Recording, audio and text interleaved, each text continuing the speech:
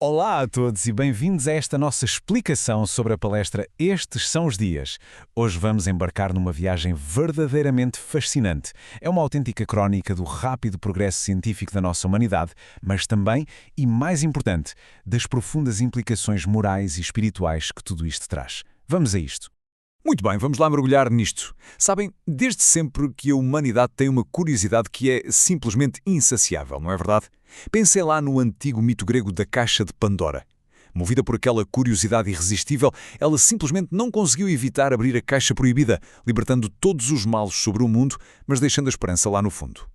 Esta história acerta na moxa. Mostra perfeitamente como a nossa sede por conhecimento oculto esteve sempre connosco, mas também nos lembra que, por vezes, acabamos por tropeçar em consequências imprevistas quando tentamos aceder a coisas para as quais ainda não estamos bem preparados. E esta ideia ganha ainda mais força quando olhamos para a figura de Prometeu. Segundo a lenda, ele roubou fogo aos deuses para o dar a nós, mortais. Mas este fogo não é apenas para nos aquecer, pois não? É a luz da inteligência.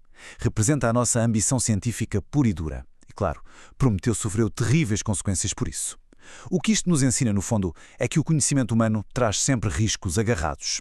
Investigar é fantástico e necessário, mas sem a sabedoria moral, bem, podemos facilmente acabar por nos queimar.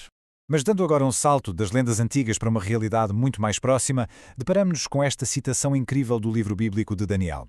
É de arrepiar um bocado porque ilustra de forma brilhante a explosão tecnológica que vivemos hoje em dia.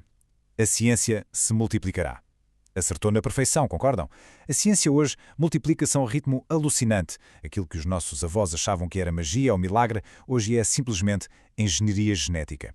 Estamos exatamente no tempo em que os selos do conhecimento estão a ser quebrados a uma velocidade vertiginosa. Então, para percebermos a verdadeira escala destas conquistas, temos de olhar para a biologia quase como se fosse informática. Imaginem só, no centro de cada célula nossa temos o DNA. E o que é o DNA na prática? É o nosso software biológico. É um guião, um código de instruções. Por outro lado, a célula em si, e até aquelas células artificiais fantásticas que os cientistas já conseguem criar em laboratório, funcionam como o hardware. É a máquina física que lê e executa esse código da vida. E para tornar isto ainda mais fascinante, a linguagem deste nosso software biológico tem apenas 4 letras: adenina, timina, guanina e citosina. A, T, G, C. É apenas a combinação deste alfabeto minúsculo que dita absolutamente tudo o que somos fisicamente. E hoje, quando a ciência cria essas células artificiais de que falávamos, está basicamente a montar um computador novo, um hardware em branco, pronto a receber, ler e executar este código de 4 letras. Não é incrivelmente genial? E é aqui que entra a verdadeira maravilha. A biomedicina mudou as regras do jogo quando conseguiu descodificar a complexidade daquela famosa dupla hélice de DNA. O projeto Genoma Humano abriu as portas do cofre. Já não estamos apenas de fora a assistir ao milagre da vida, percebem? Passamos a ter nas mãos o livro de instruções que está no núcleo celular. É uma transição gigante. Passamos de meros espectadores da natureza para criadores com capacidade de interagir com os tijolos fundamentais da existência. O expoente máximo dessa capacidade de interação chama-se CRISPR. De forma muito simples, pensem no CRISPR como um editor de texto genético. Sabem aquele copiar, cortar e colar que usamos todos os dias no Word? É isso mesmo, mas no genoma humano. Os cientistas encontram um defeito, cortam esse pedacinho de código e colam a informação certa. Entramos de cabeça na engenharia biológica. As portas que isto abre para curar doenças são extraordinárias, mas, convenhamos, o poder que temos agora nas mãos é absolutamente avassalador. E é exatamente aqui que temos de travar a fundo e pensar. Surge esta grande e profunda questão: será lícito manipularmos a genética dos nossos semelhantes? Temos o bisturi genético na mão, certo, mas será que temos, enquanto humanidade, a maturidade ética para usar uma ferramenta deste calibre? A ciência diz-nos como fazer, mas nem sempre nos responde ao se devemos fazer. Precisamos urgentemente que este avanço biotecnológico gigantesco ande de mãos dadas com os nossos valores espirituais mais elevados. Porque reparem, investigar e progredir é um dever nosso.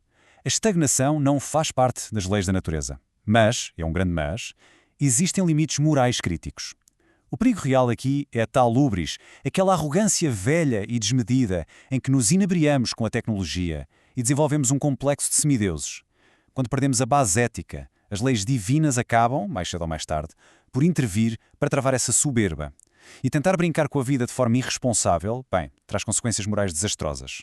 Portanto, isto leva-nos ao nosso papel perante o próprio planeta. A Terra não é apenas um pedaço de rocha perdido no espaço. É a nossa escola, o nosso lar e, mais importante, o nosso lar está numa fase de transição super delicada. Estamos lentamente a deixar de ser um mundo de provas e expiações, muito marcado pela dor, para passarmos a ser um mundo de regeneração. Assim sendo, todas estas tecnologias alucinantes têm o dever de nos servir como ferramentas de transformação planetária. Somos nós os guardiões de tudo isto. Quando olhamos para as crises no mundo ou tememos estas inovações genéticas descontroladas, às vezes dá a sensação de que estamos à beira de um colapso, não dá? Mas esta situação recorda-nos de forma muito serena que a lei da natureza é o progresso contínuo. A aparente destruição é apenas um agente de transformação para chegarmos a um estado mais perfeito. No universo, nada é aniquilado. Tudo morre só na sua forma passageira para voltar a renascer, garantindo a constante evolução e a imortalidade do nosso espírito. E no meio desta tempestade toda de mudanças, há uma perspectiva verdadeiramente reconfortante. Não estamos sozinhos.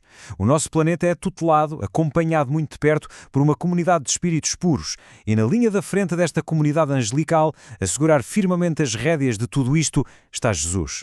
A soberania dele orienta invisivelmente os destinos da Terra, garantindo que o nosso avanço científico caminha lado a lado com o despertar do amor. Então, juntando as peças todas, há uma orientação permanente dos espíritos puros sobre a Terra. Toda esta maravilhosa ciência existe para estar ao serviço do nosso progresso moral.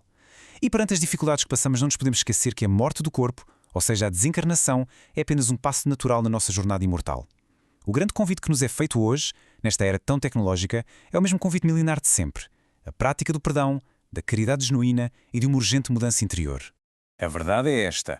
A ciência já desvenda o como existimos, mas é a espiritualidade superior que nos mostra o grandioso porquê de estarmos aqui. A verdadeira jornada continua a ser a nossa evolução íntima. Será que estamos a usar todos estes novos conhecimentos não apenas para vivermos mais uns anos, mas para elevarmos definitivamente os nossos espíritos? Pensem nisso. Este conteúdo foi realizado a partir da palestra Estes São os Dias, apresentada por Henrique Vieira, na Federação Espírita Portuguesa. Muito obrigado pela companhia e até à próxima.